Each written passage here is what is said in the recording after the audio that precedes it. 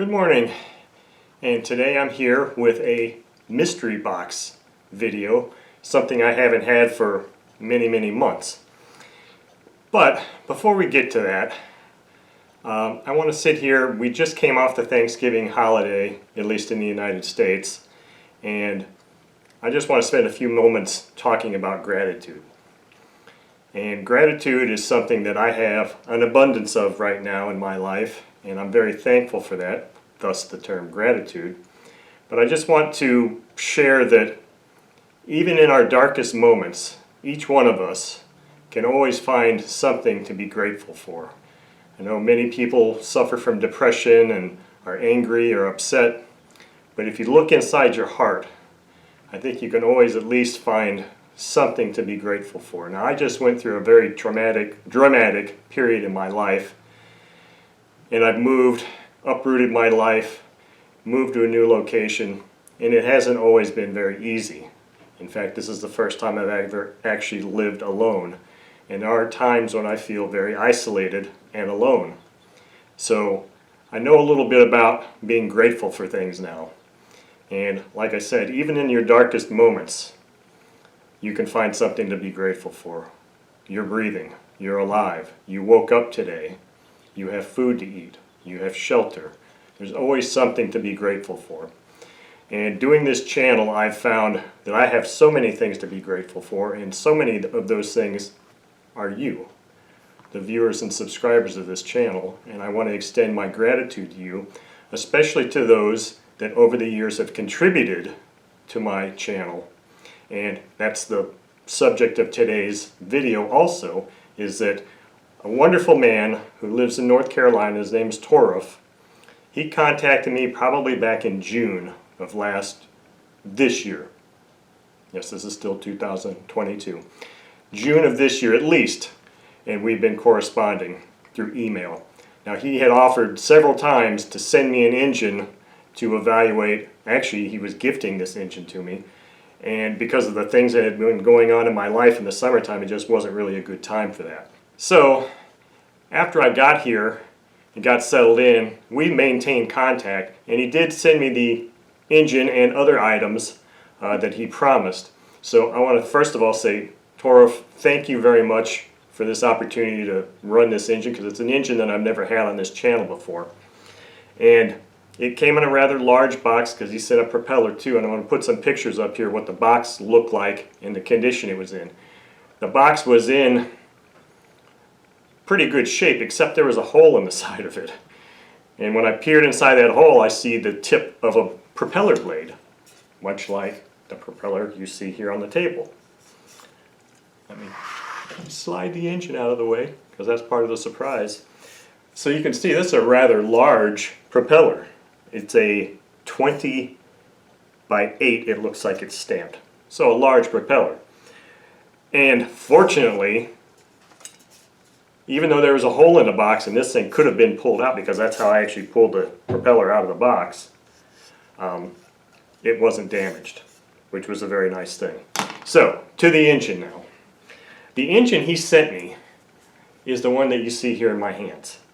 And it is a Moki 2.1 cubic inch engine. I believe that's what the 210 is what they've got it listed as here. 210 stands for. Now, there are several good articles on the Scepter Engine Flight website, and I can put some links in the description so you can read about this engine. I think one of the reviews was from Clarence Lee, and he had absolutely nothing bad to say about this engine. And if memory serves, it's been a few days since I looked at the review article. It looks like this came out maybe around 1999, 2000 time period. So as you can see, it's a very large two-stroke engine, and it came with, this is a used engine, it's not new, but it's in fantastic shape. I have not pulled the plug to see what's in there, but it does look like an OS plug. Now, I think Toruf told me that these things like OS-F plugs, which is a 4-stroke plug. I don't recall in the review article them saying anything about running a 4-stroke plug. I would have to go back and check that, but this is a ringed engine. I'm not sure if you're going to be able to see it up there or not, but it is a ringed engine. It seems to have very low runtime. I mean, it's got some evidence of running here because there's some carbon there, and I think I saw a little bit of carbon here too. But it moves freely. The bearings feel perfect. I mean, it looks just like a perfect engine. Now, you may say, well, it doesn't have an exhaust. Well, it does actually have an exhaust. Torf went out of his way to find an exhaust, purchase an exhaust, and provide that also, because these engines were not supplied with exhaust, as many of the larger two-strokes were. They kind of left that up to you to decide. But in the box also was this Bisson custom muffler. There's a number here that says $98. And holy cow, Torf, if you paid $98 for this and gave this to me, then more gratitude to you. Thank you very much. It's an inverted Moki 1.8 2.10 exhaust. So I have not opened this yet. It looks like it's got the screws in there, even though there's a couple holes in the bag. So the thought here is it's an inverted, so I think maybe it's supposed to go like this then, or like this. I'm not sure how. It doesn't really matter how it's going to mount on an airplane, because it's not going to be on an airplane for me. It's going to be on my stand.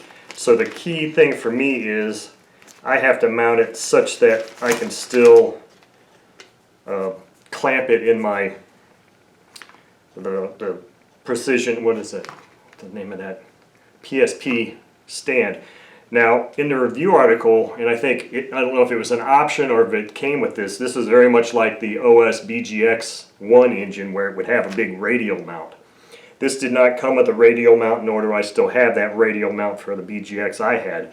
If I did, then I could just bolt it to the upright and it'd be no issue. Well, it still might be an issue with this.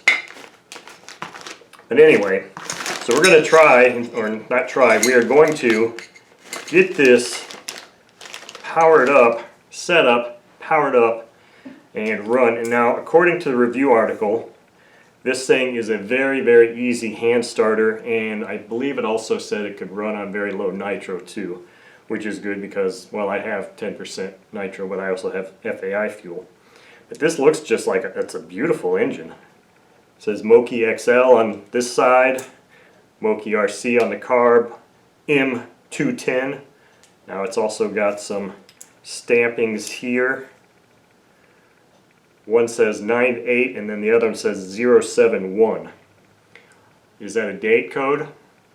It'd be pretty cool if that 98 was actually 1998, but I don't know. And I'm not sure I'm going to be able to find out a whole lot of information about this engine. I will look and see. Maybe some of you viewers and subscribers know more about these engines than I do, and you'll be able to help me out with that.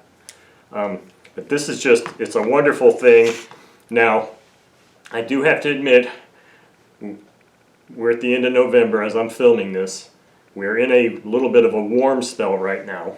In fact, yesterday was the day I went and ran my Sato FA150S engine, and it was a wonderful day. Today it's not so wonderful, and I'm not prepared to run this anyway. So with that said, I'm hoping to try to get this thing run this year sometime. I cannot guarantee that. December is this week. Cooler temperatures are already here. I'm not sure what the snow conditions are supposed to be like this winter. All I can say is that I will do the best I can to get this out and get a run done before Christmas. But I cannot guarantee that.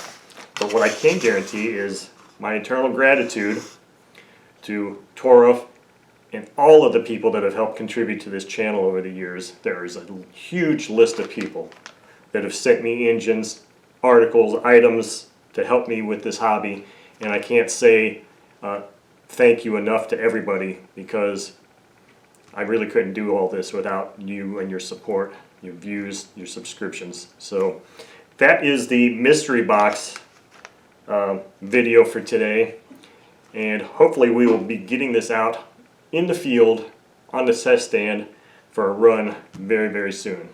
So thank you all for watching.